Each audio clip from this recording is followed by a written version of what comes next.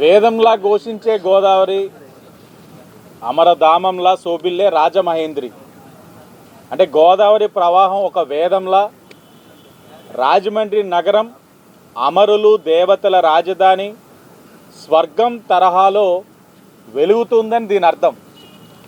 అంటే గోదావరి రాజమండ్రి బంధం ఒక పవిత్రమైంది, ప్రత్యేకమైంది, విడదీయలేనిది. గోదావరి అంటే రాష్ట్ర ప్రజలకే కాదు, దేశంలోని అనేక మందికి ఒక ఎమోషన్. దక్షిణ గంగగా,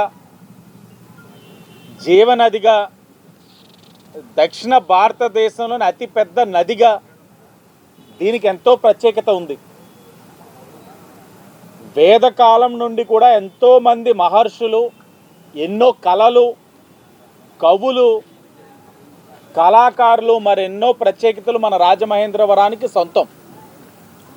ఈ ప్రత్యేకతని, విశిష్టతని కాపాడాలని, పెంచాలన్నది గౌరవ ముఖ్యమంత్రి చంద్రబాబు నాయుడు గారిది, ఉప ముఖ్యమంత్రి పవన్ కళ్యాణ్ గారిది ఆలోచన. ఆ యొక్క ప్రత్యేకతని కాపాడేందుకు ఎన్డీఏ కూటమి కట్టుబడి ఉంది. మీరు గమనించినట్లయితే ఎన్డీఏ కూటమి అధికారంలోకి వచ్చిన తర్వాత అఖండ గోదావరి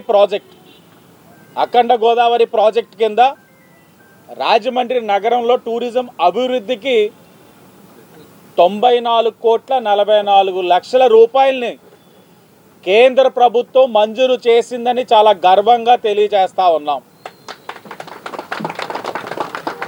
దీనికి స్థానిక శాసనసభ్యుడిగా నేను ఎన్నికల ముందు అభ్యర్థిగా, ఎన్డీఏ కూటమి అభ్యర్థిగా అనేక సందర్భాల్లో చెప్తా ఉన్నాం. రాజమహేంద్రవరాన్ని ఒక టూరిజం హబ్ కింద తీర్చిదిద్దుతాం, ఆ తీర్చిదిద్దేందుకు మేము కట్టుబడి ఉంటామని ఎన్నికల ముందు అనేక సందర్భాల్లో చెప్పాం. ఈరోజు చేసి చూపించాం. మాటల ప్రభుత్వం కాదు ఇది, చేతల ప్రభుత్వం. ఇప్పుడు వచ్చిన నిధులు ఏదైతే ఉన్నాయో, హ్యావలాక్ బ్రిడ్జ్ ఇక్కడే కనబడతా ఉంది, అలాగే పుష్కర్ ఘాట్, మన ప్రెస్ మీట్ పెట్టుకున్న ప్రాంతం కూడా పుష్కర్ ఘాట్. ఈ హ్యావలాక్ బ్రిడ్జ్, పుష్కర్ ఘాట్ విడదీయలేని బంధం. మీరు చరిత్రలో చూసినట్లయితే కీలకమైన చెన్నై కోల్కతా రైల్వే మార్గంలో సుమారు 100 ఏళ్ళు సేవ అందించిన ఈ మార్గంలో దేశాన్ని, రాష్ట్రాన్ని అభివృద్ధి చేయడంలో గోదావరిలో ఉన్న 3 కిలోమీటర్ల పొడవైన హైవే లాక్ ఎన్నో సేవలు అందించింది హ్యావలాక్. మరోవైపు పుష్కర్ ఘాట్ అంటారా, ఆధ్యాత్మికంగా ఇది రాష్ట్ర దేశ ప్రజలకి అందుబాటులో ఉంటూ లక్షలాది కోట్లాది మందిని సేవలు అందించే విధంగా ఈ యొక్క పుష్కర్ ఘాట్ కూడా అందరికీ ఉపయోగపడతా ఉంది. మరి ముఖ్యంగా ఈ యొక్క అఖండ గోదావరి ఏదైతే ఈ ప్రాజెక్ట్ శాంక్షన్ అయి ఉందో, ఇది ఈనాడు మేము ఆలోచిస్తున్నది కాదు. 2014-19 ముఖ్యమంత్రిగా ఉన్నప్పుడే చంద్రబాబు నాయుడు గారికి ఈ ఆలోచన ఉంది. 2023 డిసెంబర్న డీకోడ్ ది లీడర్ అని ఒక బుక్ పబ్లిష్ అయి ఉంది. ఆ బుక్ పబ్లిష్ అయిన దాంట్లో స్పష్టంగా చంద్రబాబు నాయుడు గారు ఆయన ఆలోచన ఈ హ్యావలాక్ గురించి ఏ విధంగా అన్నదని కూడా ఆయన మాటల్ని మీకు తెలియజేస్తా ఉన్నాను. ఒక అధికారితో చర్చ వాళ్ళిద్దరికి, ఇలాంటి 3 కిలోమీటర్ల పొడవు వాకింగ్ బ్రిడ్జ్ మన దేశంలో ఇంకెక్కడైనా ఉందా అని సిరియాక్ని ప్రశ్నించారు ముఖ్యమంత్రి. మన దేశంలోనే కాదు, ఆసియాలోనే ఇంకెక్కడా కూడా లేదు సార్ అని సిరియాక్ గారు అన్నారు.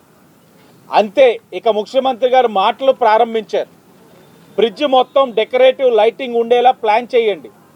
రాత్రిలో ఆ లైటింగ్ కాంతుల్లో గోదావరి ఎంతో అందంగా కనబడాలి. గోదావరి మధ్యలో 4-5 ఎకరాల ద్వీపం ఉంది కదా, టూరిస్టులు బ్రిడ్జ్ దిగి ఆ దీపం దగ్గరికి వెళ్ళేలా ప్లాన్ చేయండి. ఆ దీపంలో మంచి రిసార్ట్ ఒకటి ఉండాలి. అవును, మీరు కేవలం వాకింగ్, షాపింగ్ మాత్రమే ఆలోచిస్తున్నట్లున్నారు. వాటితో పాటు కనీసం ఒక 10 రకాల రెస్టారెంట్లు కూడా వచ్చేలా ప్లాన్ చేయండి. ఫారెన్ టూరిస్ట్కి టాయిలెట్స్ చాలా ముఖ్యం, అవి కూడా బాగా నీట్గా ఉండేలా ప్లాన్ చేయండి. సింగపూర్ వెళ్ళినప్పుడు అక్కడ వాటర్ స్పోర్ట్స్ చూశాను, పిల్లలు బాగా ఎంజాయ్ చేస్తున్నారు, అవి కూడా రావాలి. ఇది 2018 పుష్కరాలు అయిన తర్వాత ఈ హ్యావ్లాక్ బ్రిడ్జ్ ఏదైతే రైల్వే శాఖ దగ్గర నుంచి మన రాష్ట్ర ప్రభుత్వం తీసుకుందో అప్పుడు ముఖ్యమంత్రి గారు చెప్పిన మాటలు ఇవి. అంటే ముఖ్యమంత్రి గారికి ముందు నుంచి కూడా ఈ హ్యావ్లాక్ బ్రిడ్జ్ని, పుష్కర్ ఘాట్ని ఒక నెక్స్ట్ లెవెల్కి తీసుకెళ్లాలనేది ఆయనకు ఒక ఆలోచన ఉంది. ఆ ఆలోచనకు తగ్గట్లుగా ఈ రోజున ఇక్కడ మా అందరి యొక్క ఆలోచనలతోటి ఈ యొక్క అఖండ గోదావరి ఏదైతే ప్రాజెక్ట్ కేంద్ర ప్రభుత్వం మంజూరు చేసిందన్న విషయం మీకు తెలియజేస్తూ ఉన్నాం. అలాగే ఈ బ్రిడ్జ్ ఏదైతే ఉందో 9 మీటర్ల వెడల్పు ఆ వంతెని తయారు చేసి ఏదైతే మొత్తం బ్రిడ్జ్ అని కాకుండా ఫస్ట్ ఫేజ్లో 18 స్పైక్స్నే డెవలప్ చేసే విధంగా వాటిల్లో వివిధ స్టేజెస్లో అంటే ప్రతి 50 మీటర్లకి ఎక్వేరియం అని వివిధ టనల్స్లో డెవలప్మెంట్ చేసేటట్లు డిపిఆర్స్ డిజైన్స్ కూడా అన్నీ రెడీ చేస్తున్నాం. మీకు ఇంకొక విషయం ఏమిటంటే ప్రతి 12 సంవత్సరాలకి మనకి పుష్కరాలు వస్తాయి. ఈ పుష్కరాలు మనం సుమారు 8 నుంచి 10 కోట్ల మందిని ఆశిస్తూ ఉన్నాం భక్తులని. వీటన్నిటికి భక్తులు వచ్చే తాకిడిని కూడా తట్టుకునే విధంగా మన సాంప్రదాయాన్ని కూడా ప్రతిబింబించే విధంగా ఇక్కడ పుష్కర్ ఘాట్లో కూడా ఏదైతే సుందరీకరణ పనులు చేస్తూ ఉన్నాం, ఈ ఘాట్స్ కూడా ఎక్స్టెండ్ చేస్తూ ఉన్నామని కూడా మీకు తెలియజేస్తూ ఉన్నాం. అలాగే ఇవన్నీ కూడా కార్యక్రమాలు టూరిజం హబ్గా చేయడం వల్ల మేము సాధించే ఘనత ఏంటంటే ఉపాధి అవకాశాలు, ఉద్యోగ అవకాశాలు కూడా కల్పించేందుకు అవకాశం ఉంటుంది. ఇవన్నీ కూడా చాలా దూరదృష్టితో ఆలోచించి ఇవన్నీ కూడా చేసుకుంటూ వచ్చాం. మరి అడిగిన వెంటనే మా తాలూకు ఆలోచనలు ఏదైతే ఉన్నాయో, ఎన్డీఏ కూటమిగా మా నాయకులందరి యొక్క ఆలోచనలు ఏదైతే ఉన్నాయో మేము అన్నీ కూడా అడిగిన వెంటనే ఆ ప్రతిపాదనలన్నింటినీ కూడా ముందుకు తీసుకెళ్ళిన గౌరవ ఏదైతే టూరిజం శాఖ మంత్రులు మన దుర్గేష్ గారికి, అలాగే మేము ఇచ్చిన ప్రతిపాదనని గౌరవించి కేంద్రంతో సంప్రదింపులు చేసిన రాష్ట్ర ముఖ్యమంత్రి చంద్రబాబు నాయుడు గారు, ఉప ముఖ్యమంత్రి పవన్ కళ్యాణ్ గారికి, అలాగే కేంద్ర పర్యాటక సాంస్కృతిక శాఖ మంత్రి గజేంద్ర సింగ్ షెకావత్ గారికి, ఈ యొక్క మొత్తం వ్యవహారాన్ని కేంద్రంతో కోఆర్డినేట్ చేసిన గౌరవ పార్లమెంట్ సభ్యురాలు పురంధేశ్వరి గారికి తెలుగుదేశం, బీజేపీ, జనసేన రాజమండ్రి సిటీ తరఫున ధన్యవాదాలు తెలియచేసుకుంటూ ఇది మరింతగా కృషి చేస్తాం. రాజమహేంద్రవరం అభివృద్ధిలోని ఎక్కడా కూడా కాంప్రమైజ్ అవ్వం. ఇవంతా కూడా ఆరంభమే. 5 నెలల్లో మేము చేయగలిగే కార్యక్రమాలు ఇవన్నీ కూడా ఆరంభమే. భవిష్యత్తులో మరిన్ని కూడా చేసే బాధ్యత మేము తీసుకుంటామని కూడా ఈ సందర్భంగా తెలియజేస్తున్నాం.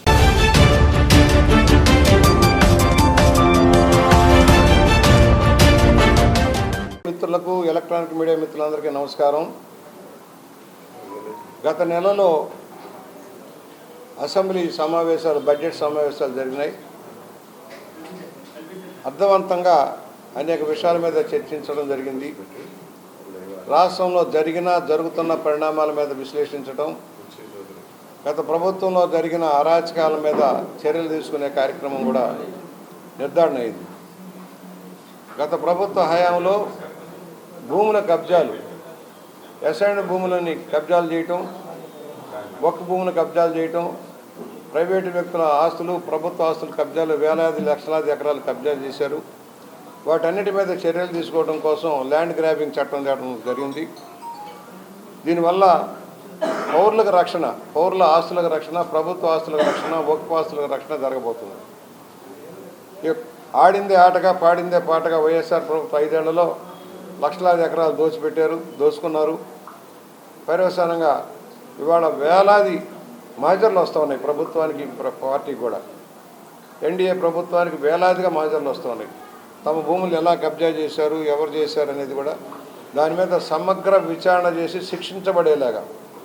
ఇప్పటిదాకా భయం లేదు, మన ఏం చేస్తారులేని ఒక భరోసా.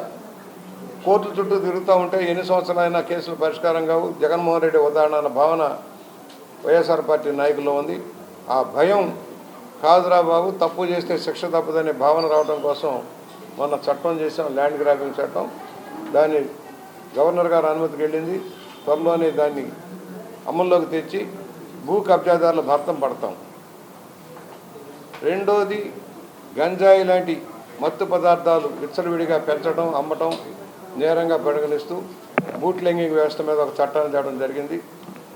పీడీ యాక్ట్ ప్రయోగించేలాగాను కఠిన చర్యలు తీసుకునేలాగా రాష్ట్రాన్ని ఈ మత్తు పదార్థాలకి వ్యతిరేకంగా ఉండేలాగా రాష్ట్రాన్ని తీర్చిదిద్దడం కోసం ఒక చట్టం చేశాం. 2 ప్రధానమైన చట్టాలు ఈ రోజున అమల్లోకి వచ్చాయి. అలాగే అనేక విషయాల మీద పోలవరం ప్రాజెక్టు మీద కానీ 108, 104 నిధులు ఏ విధంగా దోపిడీ చేశారు, వ్యవస్థను అస్తవ్యస్తం చేశారు, దాని మీద కూడా చర్చించడం జరిగింది. అనేక సమస్యల మీద ఇవాళ నూతనంగా వచ్చిన యువతీ యువకులు కూడా కొంచెం యాక్టివ్గా పార్టిసిపేట్ చేస్తారు. ముఖ్యంగా మహిళలు కూడా చైతన్యం అయ్యారు. ఇదివరకు ఎప్పుడూ లేని విధంగా మహిళలు ఎమ్మెల్యేగా వచ్చిన వాళ్ళు చర్చల్లో అర్థవంతంగా పార్టిసిపేట్ చేయటం, అవగాహన చేసుకోవడం జరుగుతోంది. చాలా సంతోషం. మహిళలు ఇంకా ఉధృతంగా వచ్చేదానికి ఇది అవకాశం. అసెంబ్లీ కానీ చట్టసభల్లోకి ఇంకా ఎక్కువ మంది మహిళలు రావడానికి ఇది దోహదపడుతుందని మేము భావిస్తూ ఉన్నాం. ఇవాళ ఏదైతే ఆదాని కేసులో నాటి ముఖ్యమంత్రికి చెప్పబడింది, జగన్మోహన్ రెడ్డి గారు తెలివిగా నేను కాదు అంటున్నాడు. అంటే ఆనాడు ముఖ్యమంత్రి కాదా అని ప్రశ్నిస్తూ ఉన్నాం. నాటి ముఖ్యమంత్రితో సంప్రదించిన తర్వాత 1750 కోట్ల రూపాయలు లంచాలు ఇచ్చామని చెప్పబడుతూ ఉంటే కేసు న్యూయార్క్ కోర్టులో లాడ్జ్ అయితే నాకు సంబంధం లేదంటాడేంటి పిచ్చాడు. నువ్వు ముఖ్యమంత్రి కాదా అని ప్రశ్నిస్తున్నావు. అమాయకంగా ఆయన సన్మానాలు చేయాలట. చెప్పులతో సన్మానాలు చేయాలా, రాళ్లతోటి కొట్టి సన్మానాలు చేయాలా రాష్ట్ర సంపదను దోచుకున్నందుకు? ఇలాంటి గాడిదలు ముఖ్యమంత్రి స్థానంలోకి వచ్చినందుకు మనం చింతిస్తున్నాం, బాధపడుతున్నాం. అన్ని రంగాలను అస్తవ్యస్తం చేశారు. ఇవాళ మద్యం లైన్లోకి వచ్చింది, చూశారు. క్వాలిటీ మద్యం ధర తగ్గించి అందుబాటులోకి వచ్చింది. దొంగసారా తగ్గిపోవాలి. దీనివల్ల దొంగసారాలు కానీ నాటుసారా కానీ తగ్గిపోవాలి. బ్రాండెడ్ ఐటమ్స్ అందుబాటులోకి వచ్చాయి. మరి 5 ఏళ్ళు ఎందుకు రాలా? బాటిల్కి 200 రూపాయల చొప్పున లంచాలు తీసుకున్నాడు జగన్మోహన్ రెడ్డి. ఒక ఫుల్ బాటిల్కి 200 రూపాయలు మినిమం పెట్టాడు. సొంత డిస్టిలరీలు పెట్టాడు, సొంత బ్రెవరీలు పెట్టాడు. అడ్డదోలుగా బ్లాక్లో అమ్మాడు. ప్రభుత్వ దుకాణాల పేరుతో రసీదులు ఇవ్వకుండా, కార్డులు ఉపయోగించుకోకుండా దోపిడీ చేశాడు. ఇలాంటి వాడా మనకు ముఖ్యమంత్రిగా ఉన్నవాడు? రేపు ప్రజల్లోకి వస్తాడంట. ఏం చెప్పి వస్తావు, ఏం చేసావని? ఒక రోడ్డు వేసావా? ఇప్పుడు మేము వేస్తున్న రోడ్ల మీద మళ్ళీ తిరగాలి నువ్వు. అన్ని బాకీలు పెట్టిపోయావు, బాకీలన్నీ తీరుస్తున్నావు. ఇవాళ ధాన్యం రైతులు ఎంత సంతోషిస్తున్నారు. 6 నెలలు 8 నెలలు కూడా ధాన్యం ధర ఇచ్చేవాడు కాదు గత ప్రభుత్వంలో. ఇవాళ ఉదయం ఇస్తే మరుసటి రోజు ఉదయానికి డబ్బులు వచ్చేస్తున్నాయి. ధాన్యం సేకరణలో గంటలో పడిపోతున్నాయి. మరి నువ్వెందుకు లేదు? అప్పుడే సంవత్సరాలు గడిచిపోయినట్టు, ప్రభుత్వం ఏమీ చేయనట్టు, అభూత కల్పనతోటి సొంత బాకాలు ఎదుర్కొనే ఛానల్స్ పెట్టి నువ్వు మాట్లాడుతున్నావు. ఎందుకు 1000 కోట్ల రూపాయలు బాకీలు పెట్టావు? అయిన వాళ్ళకి కట్టబెట్టావు. నిజంగా పనులు చేసిన వాళ్ళకి నువ్వు డబ్బులు ఇవ్వలే. పోలవరాన్ని తగలేసావు. పోలవరం వక్రభాష్యం చెబుతావు. ఇవాళ నీ వల్ల డైఫ్రమ్ వాళ్ళు దెబ్బతింది. రివర్స్ టెండరింగ్ పేరుతో 2 ఏళ్ళు కాలయాపన చేసిన పర్యవసానంగా కాపర్ డ్యాములు పూర్తి చేయనందువల్ల డైఫ్రమ్ వాళ్ళు దెబ్బతిని ఇవాళ 1000 కోట్లు అదనంగా ఖర్చు పెట్టాల్సిన పరిస్థితి ఉన్నాం. 1000 కోట్లు రివర్స్ టెండర్లు ఏం సాధించావు? నువ్వు చెప్పిన దానికంటే గత ప్రభుత్వంలో నియమించిన కాంట్రాక్టుల కంటే అధికంగా చెల్లించావు. శానిటైజర్ పేరుతోటో మరొకటో పనులు జరగల. 2-2.5% పనులు కూడా జరగల. పోలవరంలో నీటిపారుదల రంగానికి నిధులు విడుదల చేయలే ఎక్కడ కూడా. ఏం చేసావని నిన్ను సన్మానించాలి? దోచుకున్నందుగా, రాష్ట్రాన్ని సర్వనాశనం చేసినందుగా, ఉద్యోగాలు లేనందుగా, ఉపాధి కల్పన లేనందుగా, దళితులను మోసం చేసావు, బలహీన వర్గాలను మోసం చేసావు, మైనార్టీలను మోసం చేసావు. సెల్ఫ్ ఫైనాన్సింగ్ స్కీములు లేవు, బ్యాంకు రుణాలు లేవు. ఏం చేసావు నీకు సన్మానించాలి?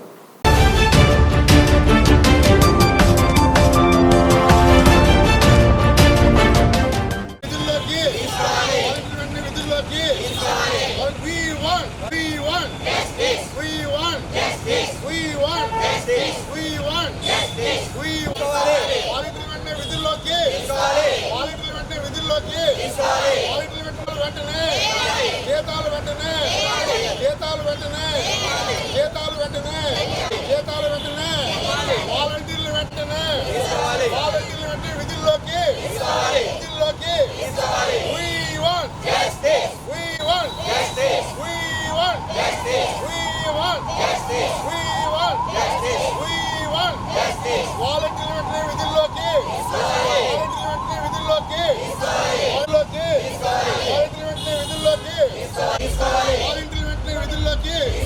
జీతాలు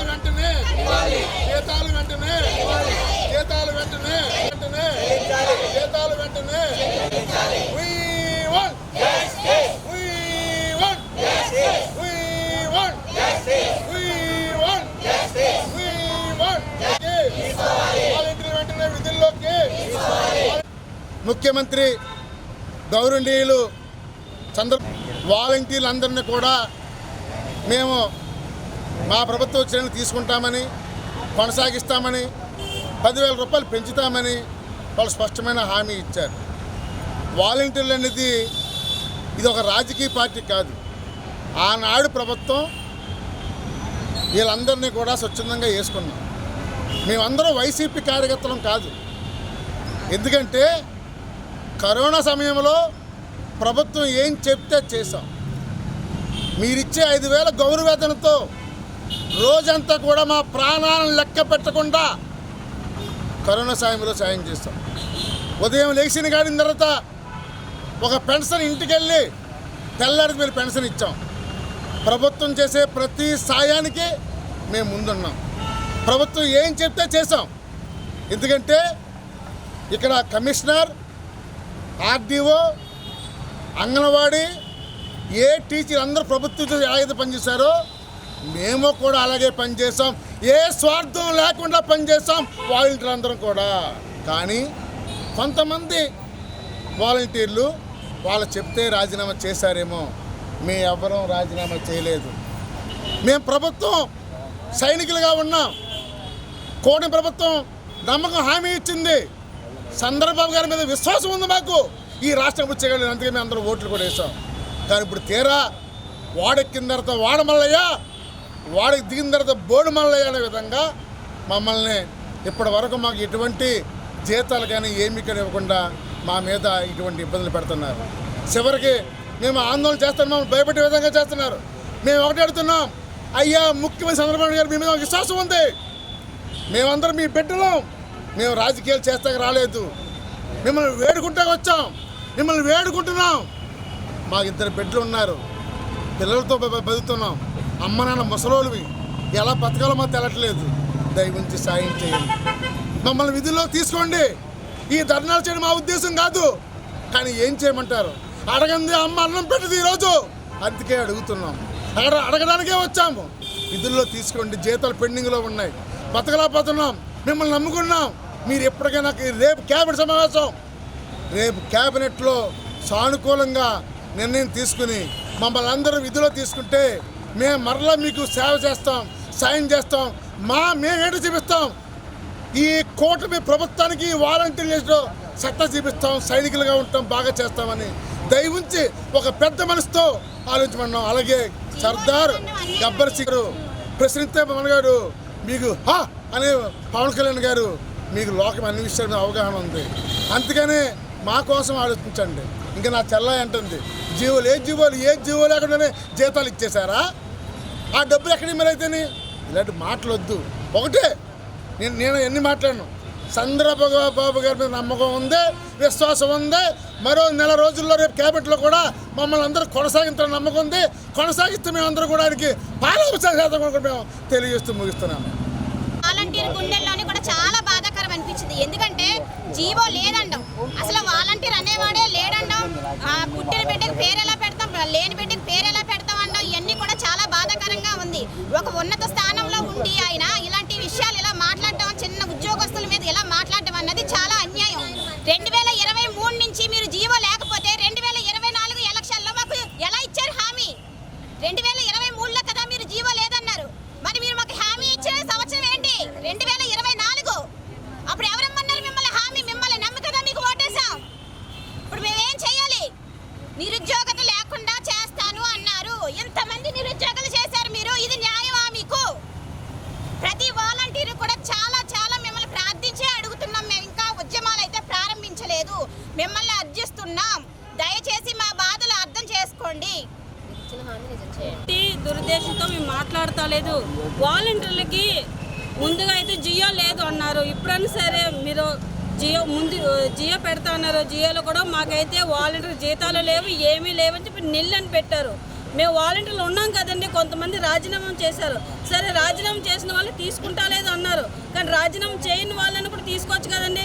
మేము ఎంతో కష్టపడుతున్నాం, మాకు ఉద్యోగం ఉంది, మాకు 5,000 ఇచ్చినా సరే మేము ప్రభుత్వంగా మేము పనిచేసాం 5 సంవత్సరాల నుంచి. కానీ ఇప్పుడు మమ్మల్ని ఎందుకు తీసుకుంటా లేదు? 4-5 నెలల నుంచి మాకు జీతాలు కూడా వేయట్లేదు. మేము ఎంతో ఇబ్బంది పడుతున్నాము, కానీ మేము వాలంటీర్ల మీదే బతకాలని మేము అనుకుంటున్నాం. మాకు 50 ఇల్లులు ఇచ్చినా కూడా మేము ఎంతో సంతృప్తం చేసేవాళ్ళం.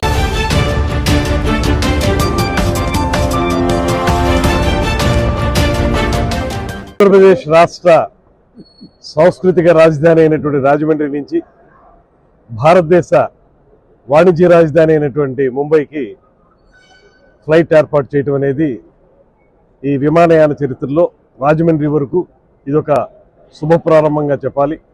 ముఖ్యంగా దీనికి కృషి చేసినటువంటి కేంద్ర విమానయాన శాఖ మంత్రులు రామ్మోహన్ నాయుడు గారు, రాజమండ్రి పార్లమెంట్ సభ్యులు శ్రీమతి పురంధేశ్వరి గారు ఇద్దరికీ కూడా మా అందరి తరఫున కూడా, తూర్పుగోదావరి జిల్లాకు సంబంధించినటువంటి అందరు శాసనసభ్యులు అందరి తరఫున కూడా ప్రత్యేకమైన ధన్యవాదాలు తెలియజేస్తూ, ఇవాళ రోజు రోజుకి పెరుగుతున్నటువంటి విమానయాన ప్రయాణికుల విషయంలో చాలా కాలం నుంచి ఈ ప్రాంతంలో వ్యాపార రీత్యా ముంబై, ఢిల్లీ లాంటి ప్రాంతాలకి వెళ్ళేటువంటి వారి సంఖ్య చాలా ఎక్కువగా ఉన్నటువంటి సందర్భాన్ని మనం చూస్తున్నాం.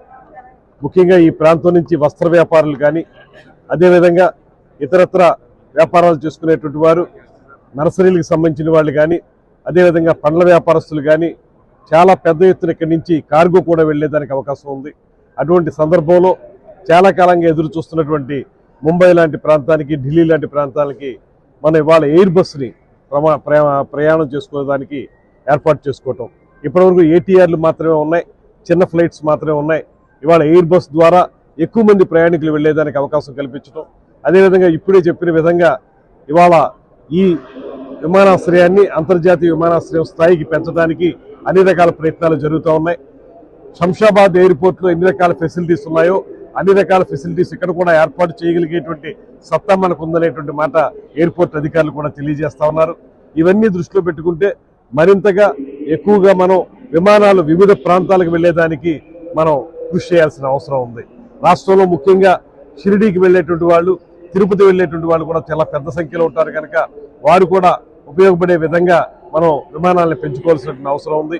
దాంతోపాటు మేము ప్రయాణికులుగా కూడా మాట్లాడవలసి వస్తే కొంత విమానయాన ధరలను తగ్గించాల్సిన అవసరాన్ని కూడా దృష్టిలో పెట్టుకోవాలి. ఇవాళ సామాన్య మానవుడు కూడా విమానంలో ప్రయాణించడానికి మక్కువ చూపుతున్నారు. దానికి ప్రధానమైన కారణం ఒకటి, సమయం, తొందరగా వెళ్తాం గమ్యానికి అనేటువంటి విషయంతో వారు అందులో ప్రయాణం చేయాలనుకుంటున్నారు. అటువంటి వారికి ఉపయోగపడే విధంగా ధరలను కొంచెం తగ్గించే విధంగా ప్రయత్నాలు జరగాలని దానికి ప్రభుత్వం సహకరిస్తుంది. అదేవిధంగా ప్రైవేట్ విమానయాన సంస్థలైనటువంటి ఈ ఇండిగో లాంటి వారు కూడా దానికి సహకరించాలనేటువంటి మాటని తెలియజేసుకుంటూ, ఏదైనప్పటికీ కూడా ఇవాళ ఇక్కడి నుంచి ముంబైకి ప్రారంభమవుతున్నటువంటి ఈ ఎయిర్ బస్ ఇప్పుడు అక్కడి నుంచి వస్తుంది, ఇప్పుడు ఇక్కడి నుంచి వెళుతుంది. ఇది మనకి ఒక గొప్ప మార్పుకి సంకేతంగా మనం భావించాలి. దీని ద్వారా రాబోయే రోజుల్లో మన వ్యాపారం కానీ, కార్గో కానీ, అదేవిధంగా ప్రయాణికుల సంఖ్య కానీ విపరీతంగా పెరిగి రాష్ట్రంలో మాత్రమే కాకుండా దేశంలో నలుమూలలకి వెళ్లే విధంగా ఈ విమానాశ్రయం అభివృద్ధి చెందాలని మనస్ఫూర్తిగా కోరుకుంటూ, అంతర్జాతీయ స్థాయి విమానాశ్రయంగా కూడా రూపొందాలని మనస్ఫూర్తిగా ఆకాంక్షిస్తూ సెలవు తీసుకుంటున్నాం. అది ల్యాండ్ ఎడ్యుకేషన్ విషయంలో కానీ, లేకపోతే ఎయిర్పోర్ట్ విస్తరణ విషయంలో కానీ ప్రత్యేకమైన శ్రద్ధ చూపించి, ముఖ్యంగా రాజమండ్రి ఎయిర్పోర్ట్ని ఈ స్థాయికి అభివృద్ధి చేయడానికి ప్రధాన కారకులు మన మాన్యశ్రీ ముఖ్యమంత్రి శ్రీ చంద్రబాబు నాయుడు గారు. వారికి కూడా మనందరి తరఫున కూడా ప్రత్యేకమైనటువంటి ధన్యవాదాలు తెలియజేస్తున్నాను. ఆయన విజన్ ఉన్న కనుకే ఇవాళ ఈ ఎయిర్పోర్ట్లన్నీ అభివృద్ధి చెందుతాయి. అదేవిధంగా రాష్ట్రంలో ఇంకా చాలా ప్రాంతాల్లో కూడా ఎయిర్పోర్ట్లు రావడానికి శ్రీ చంద్రబాబు నాయుడు గారి యొక్క విజన్ కారణమవుతుందనేటువంటి మాటను తెలియజేస్తూ, దాంతోపాటు ముఖ్యమైనటువంటి మా శాఖకు సంబంధించిన మాట చెప్పాలి. ఇవాళ టూరిజంకి చాలా పెద్ద ఎత్తున చంద్రబాబు నాయుడు గారు కానీ, పవన్ కళ్యాణ్ గారు కానీ సహకారం అందిస్తున్నారు. కేంద్ర ప్రభుత్వంలో ఉన్నటువంటి మంత్రులు కూడా సహకారం అందిస్తున్న సందర్భంలో అఖండ గోదావరి పేరుతోటి ఈ ప్రాంతాన్ని అభివృద్ధి చేసేటువంటి సందర్భంలో ఈ ప్రాంతానికి ఎక్కువ స్థాయిలో విమానాలు వచ్చినట్లయితే టూరిజం కూడా అభివృద్ధి చెందుతుంది. ఈ మధ్యనే వియత్నాం వారు ఏర్పాటు చేసినటువంటి ఒక టూరిజం కాన్ఫరెన్స్ లో పాల్గొన్నప్పుడు వారు చెప్పారు, మేము రాష్ట్రంలో అనేక ప్రాంతాలకి మా విమానాలు పంపించడానికి సిద్ధంగా ఉన్నాం అనేటువంటి మాట వారు చెప్పారు. అదే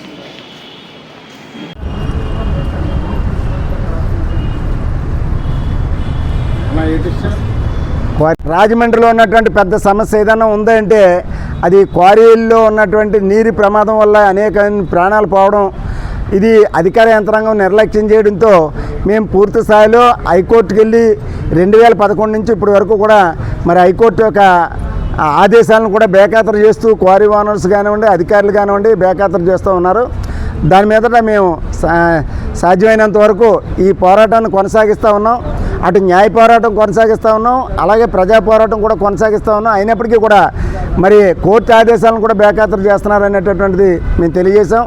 ఈవేళ ప్రజా సమస్యల పరిష్కార వేదికలో మేము ఈ సమస్యను లేవనెత్తాం. మళ్ళీ ఇప్పుడు కలెక్టర్ గారి దగ్గర కూడా వెళ్తున్నాం. ఇది వెంటనే పరిష్కరించాలని చెప్పేసి తెలియజేస్తున్నాం. సున్నంబట్టి లేఅవుట్ రోడ్డుకి వెళ్ళేటప్పుడు 100 అడుగుల రోడ్డు మాస్టర్ ప్లాన్ రోడ్డు ఉంది, అది 20 అడుగుల రోడ్డు 20 అడుగులు కూడా కనపట్లేదు. దాంట్లో ముళ్ళ తప్పలు బలిసిపోయి రోడ్డు మీదకి అలా వచ్చాడు. ఇయ్యే పైన 70 అడుగుల లోతు క్వారీ గోతులు ఉండడం, మరి వాహనదారులు ఎవరైతే ఉన్నారో తెలియకుండానే నైట్ క్వారీలో పడిపోతూ ఉన్నందువల్ల గత కమిషనర్ గారు 7 లక్షల రూపాయలు మరి ఆ లైటింగ్ వేయించడం జరిగింది. ఆర్ఎంబి అధికారులు కూడా 7 లక్షల రూపాయలతో ప్యాచ్ వర్కులు చేశారు. ఇది రోడ్డు వెడల్పు చేయాలా, అక్కడ రోడ్డు ఎంత ఉందన్నది క్లియర్ చేయవలసినటువంటి అవసరం ఉందని చెప్పేసి మేము ఇలా ప్రజా సమస్యల పరిష్కార వేదికలో ఇవ్వడం జరిగింది.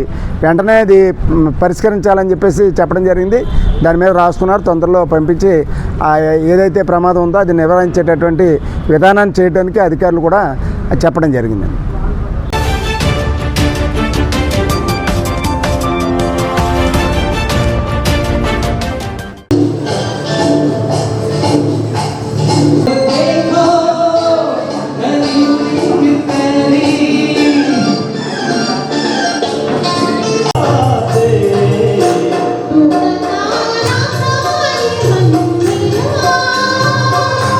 Hallelujah, God, look at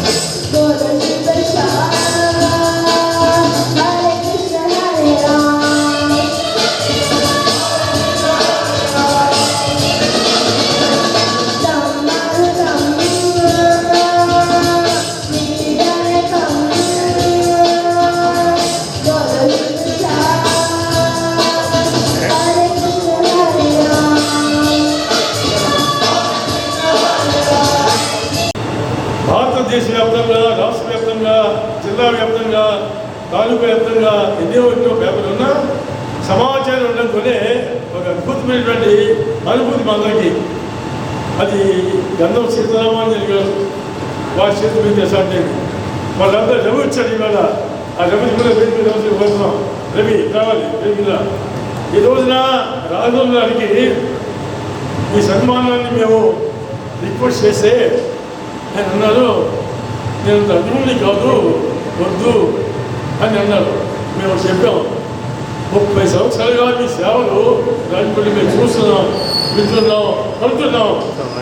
అంచేత ఇలాంటి చక్కని పాత్రికేయుల్ని చిన్న సత్కారం చేసుకుంటే బాగుంటుంది అని రిక్వెస్ట్ చేస్తే విత్ గ్రేట్ డిఫికల్టీ ఆయన ఒప్పుకున్నారు. బాగుంటుంది రిక్వెస్ట్ చేసాం, వాళ్ళు ఒప్పుకున్నారు. అనుకోకుండా అధికారులు గారు వచ్చారు. ఆయన కూడా మరి ఎన్నో కార్యక్రమాలు పాటు దగ్గర 40 ఏళ్ళ నుంచి ఏం కార్యక్రమం చేసినా సన్మానం జిత్మాన్ మిత్ర బృందం వారి ఆధ్వర్యంలో నేడు ఈ సాయంకాలం సమయంలో చల్లటి వేళలో సభకు అధ్యక్ష వహించినటువంటి జిత్మాన్ మిత్ర గారికి, ముఖ్య అతిథి అయినటువంటి మా కుమార్ గారు, అదేవిధంగా ఈనాటి సన్మాన గ్రహీత అలాగే నిమ్మల్పూడి గోవింద్ గారు, అలాగే మాకు రాగారు అందించినందుకు ముందుగా ఆయన ప్రత్యేకమైన ధన్యవాదాలు తెలియజేస్తున్నాం. ఎందుకంటే సమాచారం అంటేనే అందరికీ చాలా ఇష్టం. ఉదాహరణకి మా ఆడిటర్ గారికి ఆయన నుంచి చాలా వయసు ఉంది. రాజమండ్రిలో సమాచారం రాకపోతే కృష్ణ సమాచారం రాలేదు, ఒకసారి ఫోన్ చేసి చెప్పవా అనేటువంటి మంచి పేపర్ రాజమండ్రికి. రాజమండ్రి చరిత్రలోనే రాజమండ్రి సమాచారం అంటే చాలా విలువైన పేపర్ అనమాట. గంధం ఆంజనేయులు గారు దానికి ముందుగా ఉన్నటువంటి సంపాదకులు. మరి ఈరోజు కూడా దాంట్లో పనిచేసిన వాళ్ళు అందరూ చాలా గొప్పవారు. అందులో నాగ సుబ్రహ్మణ్యం గారు, మా రవి గారు, వాళ్ళ అబ్బాయి కూడా వచ్చారు, 3వ తరం ఇది.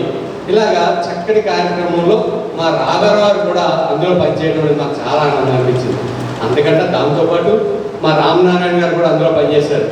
ఇలాగా సమాచారం అంటే చాలా ఇష్టం, అందరికీ ఇష్టం లేని వాళ్ళు ఎవరు ఉండరు. ఆ పేపర్ పెద్ద పేపర్తో సమానంగా రాజమండ్రిలో ఏమైనటువంటి సమాచారం, ఆ సమాచార పత్రికల్లో రాఘారావు నైతిక విలువలు కలిగినటువంటి మహనీయుడు. అంటే ఒప్పుకోరైనా చాలా సింపుల్గా చేయమని మమ్మల్ని అందరినీ కూడా ఒకటి అడిగారు. అడిగితే మా జిత్మోహన్ మిత్ర గారు చెప్పారు, నా కోసం నువ్వు ఒప్పుకోవాలి. ఆయన ఒప్పుకోనన్నా వద్దు, నాకు వద్దు, నాకు వద్దు అన్నారు. మా కోసం ఇస్తే మేము కూడా మమ్మల్ని మేము గౌరవించుకునే అవుతాం అని చెప్పడం వల్ల ఈ అవకాశం మనకి ఇచ్చినందుకు, మరి ఈ కార్యక్రమాన్ని మీరు అందరూ వచ్చినందుకు ధన్యవాదాలు తెలియజేస్తూ, ఆయన మాటలు విని ఆయన స్పీచ్ వింటే చదువుకునే అరుణ్ కుమార్ గారు పక్కన కూర్చుని ఈ రోజున మాట్లాడే అవకాశం మాకు కలిగింది. అలాగే మా మిత్ర గారు ఇలా ఎన్నో కార్యక్రమాలు చేస్తున్నారు. సార్ మీరు ఉండబట్టి రాజమండ్రి నుండి మంచి కార్యక్రమాలు జరుగుతున్నాయి, మంచి మంచి వ్యక్తులు సన్మానం చేసుకోగలుగుతున్నామని చెప్పి ఎంతో వారి యొక్క కార్యక్రమాల్లో పాల్గొని నిజంగా మాకు చాలా ఆనందంగా ఉంది. ముఖ్యంగా ఈరోజు మా రాఘవరావు గారికి వారితో 30 సంవత్సరాలుగా అనుభవం ఉంది. చక్కటి పాత్రికేయ నైపుణ్యం కలిగిన విలేకరు అయిన ఈ రోజున సమాజంలో విలేకరులకి ఎంత ప్రాధాన్యం ఉందో నాకు తెలుసు. ఏదైనా డౌట్ వస్తే రాఘవరావుకి ఫోన్ చేసి రాఘవరావు పలానా టైంలో జరిగింది, అప్పుడు ఏంటి జరిగిందని చెప్తే నిమిషాల్లో ఆయన హిస్టరీ అంతా మాకు ఫోన్లో చెప్పేవారు. అటువంటి రాఘవరావుకి గతంలో మా జేసీస్ తరఫున సమాచార స్ఫూర్ణంగా అవార్డు ఇవ్వడం జరిగింది. వారి స్మృతిగా రాజమండ్రి జేసీస్ వారికి అవార్డు ప్రకటించి దానికి రాఘవరావుని కూడా సస్పెండ్ చేయడం జరిగింది. అటువంటి మంచి మిత్రులు రాఘవరావుని ఈ రోజున మా జిత్మాన్ మిత్ర బృందం తరఫున సస్పెండ్ చేయడం, ఆ కార్యక్రమానికి మరి మా రవి గారు గౌతమ్ కూడా రావడం నిజంగా చాలా ఆనందంగా ఉంది. ఇటువంటి మంచి కార్యక్రమానికి ఎప్పుడు కూడా అందరూ కూడా తోడ్పాటు చేయాలని మనస్ఫూర్తిగా కోరుకుంటూ అందరికీ ధన్యవాదాలు. సమాచారం పేపర్ 40 సంవత్సరాల క్రితం ఇప్పుడు మా నాన్నగారు అమ్మగారు కొంచెం రాజకీయాల్లో ఉండేవారు. మా నాన్నగారు అందులో ఆ పేపర్లో పేరు పెడితేనే ఒక గొప్ప అచీవ్మెంట్ కింద ఫీల్ అయ్యేవారు అనమాట. ఆ రోజు కానీ ఈయన వెళ్ళిన మీటింగ్ ఆ పేరు రాకపోతే తిట్టుకుండేవారు, నా పేరు రాయలేదు. అంత ప్రాచుర్యం పొందిన సమాచారం పేపర్. ఇలాగ మా నాన్నగారు లాగా బాధపడే వాళ్ళు కొంతమంది గురించి ఉండవల్లి అరుణ్ కుమార్ గారు ఒక జోక్ చెప్తున్నారు. పేరు పట్టలేదని బాధపడుతున్నారు కదా, ఒక మంచి పేరు మార్చుకుని తదితరులు అని పెట్టుకోండి. మీ పేరు ప్రతి మ్యాట్లోనూ లాస్ట్లో తదితరులు రాస్తారు. పేరు రాసి తదితరులు. మనం తదితరులు పేరు మార్చేసుకుంటే ప్రతి దాంట్లో మన పేరు ఉంటుంది, ప్రతి మ్యాట్లో మన పేరు ఉంటుంది. అది సరదాగా జోక్గా చెప్పేవారు. ఇక మనం రాఘవరావు గారు నేను అర్హుడిని కాదు ఈ సన్మానానికి అన్నారు. నా దృష్టిలో నిజమైన అర్హుడు ఈ రాఘవరావు. ఎందుకంటే పత్రికా రంగంలో అప్పటి సమాచారం నడిపిన రోజులకి ఇప్పుడు ప్రస్తుతం జరుగుతున్న సినారీకి అసలు సంబంధం లేదు. చాలా వ్యత్యాసం ఉంది పత్రికా రంగంలో. ఒక్కొక్క పేపరు ఒక్కొక్క పార్టీ గానో ఒక్కొక్క వ్యక్తి గానో అలాగా ఇంట్రెస్ట్గా రాయడాలు ఎక్కువైపోయిన తర్వాత కొంత మసకబారుతుంది. ఇలాంటి రోజుల్లో కూడా నిజాయితీగా మనకి రూపాయి వస్తుందా లేదా అన్నది ఆలోచించకుండా పత్రికా రంగ విలువలని కాపాడుతున్న కొంతమంది వ్యక్తుల్లో అతి ముఖ్యుడు మన రాఘవరావు గారు. అని చూసే రోజులే అయినా సరే ఆయన ఏదైతే మంచిగా బ్రతకాలి అని ఒక నియమం పెట్టుకున్నారో అదే మార్గంలో ధనార్జన కాకుండా ఆయన ప్రొఫెషన్కి విలువ ఇచ్చేలాగా, దానికి వన్నె తెచ్చేలాగా ఆయన జీవితం నడుస్తూ ఉన్నది. ఆ భగవంతుడు ఆయనకి ఆరోగ్య ఐశ్వర్యం కలిగించేలాగా ఏదైనా చెయ్యాలని చెప్పి నేను మనస్ఫూర్తిగా కోరుకుంటున్నాను.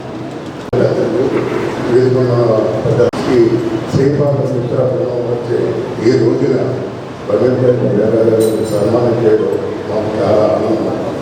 ఎందుకంటే నేను దామేపేట వాపస్ ప్రెసిడెంట్ చేసినప్పుడు దేవరాజు గారు పక్కన నుంచి చిరునవ్వుతో మాట్లాడుతూ జనపతి రావుడు సమాచారం ఉందని అడిగేవారు. అంత చిరునవ్వులు ఎదిగిన మహానుభావుడికి ఈరోజు సత్కారం చేయడం నాకు చాలా ఆనందంగా ఉంది. ఎందుకంటే ఆయన ఇప్పుడు కూడా ఎక్కడ కనపడినా చిరునవ్వుతో మాట్లాడడం కూడా ఈ పత్రికా విధానంలో ఆయన ఒక్కడనే చూశాను. వారికి ఈ సన్మానం మందికి పేపర్లో తెలుసు. పేపర్ కాకముందు రాజానగరం ఉన్నప్పుడు మా చక్కర్రావు అని నేను ప్రెసిడెంట్ పెట్టాను ఎలక్షన్లో.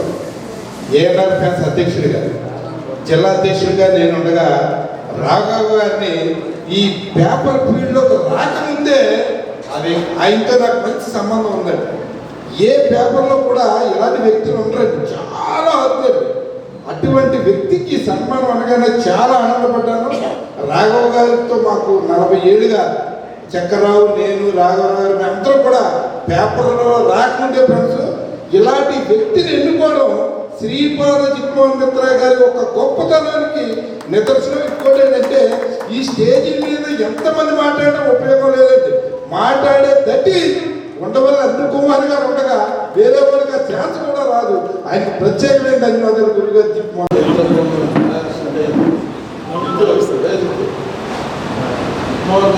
పక్కన బృందం పెట్టేసాం. బృందం అని వస్తుంది అంతా నీ వెనకాల బృందం అనమాట. ముప్పై వస్తువులే చెప్పాను మేమంతా నిలబెట్టవలసిన ఇంటికి. ముప్పై ఏదైనా పెట్టాలనుకుంటే వెంటనే ఉన్నవా ఊళ్ళో ఇంత సాయంత్రం వచ్చాను. ఒక్కోసారి ఏంటో కార్యక్రమం కూడా తెలియదు. చాలా మంచి సెలక్షన్. రాగారావు ఒప్పుకోవడం కూడా మంచిది. ఎందుకంటే అతనికి లో ప్రొఫైల్లోనే ఉండడం ఇష్టం. జనరల్గా పాత్రికేయులు అలాగే ఉండేవారు. ఎందుకంటే అది కూడా కొంత వ్యాపార ఇది కింద మారిన తర్వాత అన్ని వ్యాపారాలాగే అందులో కాంపిటీషన్ గొడవ వచ్చేసింది. రాఘవరావు మాత్రం ఈ రెండింటికి మధ్యలో సారథిగా ఉంది. పూర్తిగా వ్యాపారపరంగా వెళ్ళే వాళ్ళ చేత కూడా చెడు అనిపించుకోకుండా ఇటు పూర్తిగా సాంప్రదాయ పద్ధతిలో నడిపే పాతతరం పాత్రికేయుల చేత మెయింటైన్ చేసుకుంటూ వాళ్ళు కూడా మంచి రాగవరం బాగా రాస్తుంటారు. వాళ్ళు రాజమండ్రి లాంటి ప్లేస్లో నిలబడ్డాడంటే నిజంగా ఆయన సన్మానానికి అప్పుడు ఇందాక బాబీ చెప్పినట్టుగా ఎలా నడుస్తున్నాడు, ఎలా నడుస్తుంది, ఏం చేస్తున్నాడు, ఎవరి దగ్గర పని చేస్తున్నాడు అని కూడా ఏ రోజున ఎవరితోటి కంప్లైంట్ చెప్పడం కానీ, బాధపడుతున్నాడా, ఆనందంగా ఉన్నాడా, సుఖంగా ఉన్నాడా అది కూడా ఎప్పుడు ఎవరికి చెప్పింది నేను వినలేదు. ఎప్పుడు నవ్వుతూనే ఉంటాడు. ఒక రకంగా నాకు రాఘవాన్ని చూసినప్పుడల్లా సమాచారం సుబ్రహ్మణ్యం గుర్తొస్తాడు. సుబ్రహ్మణ్యం ఒకసారి ఎప్పుడు నాతో అన్నాడు, నేను 94 సరిగ్గా ఇదే డిసెంబర్లో 5వ తారీఖున నేను మొట్టమొదటి పోటీ చేసిన అసెంబ్లీ ఎలక్షన్ డిసెంబర్ 5, 1994 అంటే సరిగ్గా 30 ఏళ్ళు అయింది. అప్పుడే నాకు రాఘవ సమాచారం వచ్చాను. ఆ ఎలక్షన్ అయిన తర్వాత నేను దాదాపుగా ఒక 12 ఏళ్ళు ప్రతి సంవత్సరం 2-3 మీటింగ్లు పెట్టేవాడిని, సింగిల్ మ్యాన్ మీటింగ్స్. కంటూరు ప్రకాశం మంత్రి కానీ పెద్ద పెద్ద వాళ్ళందరూ ఏదైతే ప్రిన్సిపల్ పట్టుకున్నారో చిన్నప్పుడు చచ్చే వరకు అదే ప్రిన్సిపల్ మీద నిలబడిపోయాడు. నువ్వు కూడా అప్పుడే నీకు 50 దాటిపోయింటే నువ్వు కూడా అదే ప్రిన్సిపల్ మీద నడుస్తున్నావు. ఇలాగే నాడు ఒడిదుడు కావాలో వస్తే సన్నిహితులైనటువంటి వాళ్ళు అలాంటి వాళ్ళతోటి పంచుకోవడానికి ఏమి వెనకాడకు, ఒడిదుడుకుంటే పంచుకోమాకు. నీకు వేళ జరిగింది ఒక సన్మానం కాదు, ఒక చిన్న ఇంటి ఎంత ఉన్నావు. నువ్వు నిలబడినటువంటి ఏదైతే ప్రిన్సిపల్ పెట్టుకున్నావో ఆ ప్రిన్సిపల్ని అభినందించే జనం కూడా ఉన్నారు రాజ్యంలో. ఖచ్చితంగా ఈ రంగాలు అనడానికి సిద్ధంగా ఉంటారని ఒక మెసేజ్ నీకు ఇవ్వడం కోసం ఇది జగన్మోహన్ మిత్ర అనేవాడు ఇలాగ అన్నింటినీ ప్రత్యేకత. ఇలా ఇంట్లోనే స్టేజ్ కట్టేసుకున్నాడు ఎవరు ఉన్నారు. ఇంట్లోనే స్టేజ్ కట్టుకుంటున్నారు. ఖచ్చితంగా కార్యక్రమాలు జరుగుతున్నాయి. రాఘవరావుకి సన్మానం చేయాలనేటువంటి ఆలోచన రావడమే జగన్మోహన్ మిత్రకి రాజమండ్రిలో కనెక్షన్.